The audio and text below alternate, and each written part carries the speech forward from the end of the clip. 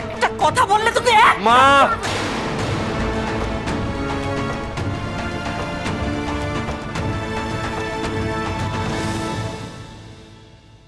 Please এসব করো না, ওকে বাধা দিও না, ও যেটা চাইছে সেইটাই হবে।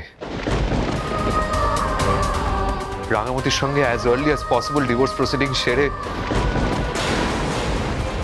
আমি আইরিকে বিয়ে করব।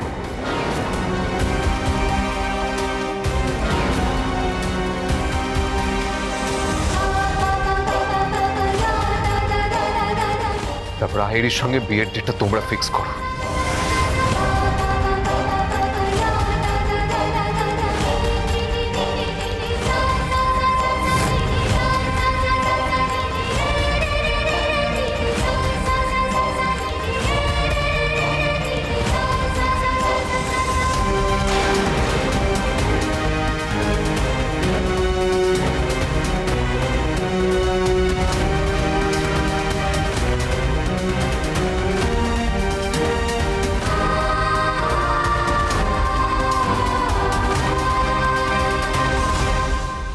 ওয়েল ডান রাঙা, ওয়েল ডান। তুমি আমার কথাটা অক্ষরে অক্ষরে পালন করেছো। আজ তুই যা করলি আমি তোকে কোনোদিনও ক্ষমা করব না, কোনোদিনও না, কোনোদিনও না। রাঙা, রাঙা, এটা কি বললি বলতো? তুই কি বললি? তুই এটা রাঙা, তুমি এমন কথা মুখে আনলেটাই বা কি করে? ভুল কিছু বলিনি রে চর্দি ভাই, যেটা এতদিন হওয়ার কথা ছিল আমি সেটাই বলেছি। আর এবারে এটাই হবে।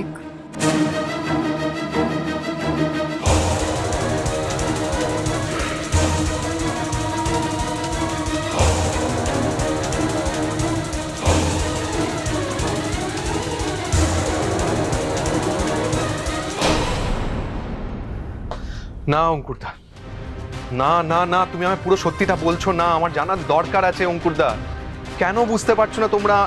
তুমি স্পেসিফিক্যালি কেন বুঝতে পারছো না যে এই সত্যিটা না জানলে অনেক বড় বিপদ হতে পারে, অনেক বড় বিপদ ঘটে যাবে?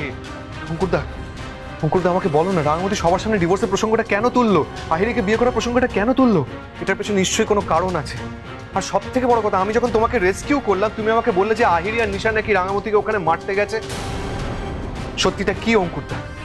ওরা কি সত্যি ওখানে মারতে গেছিল? আর পরক্ষণে রাঙামতি এসে বললো যে আহিরি আর নিশা নাকি ওকে ওখানে মারতে যায়নি।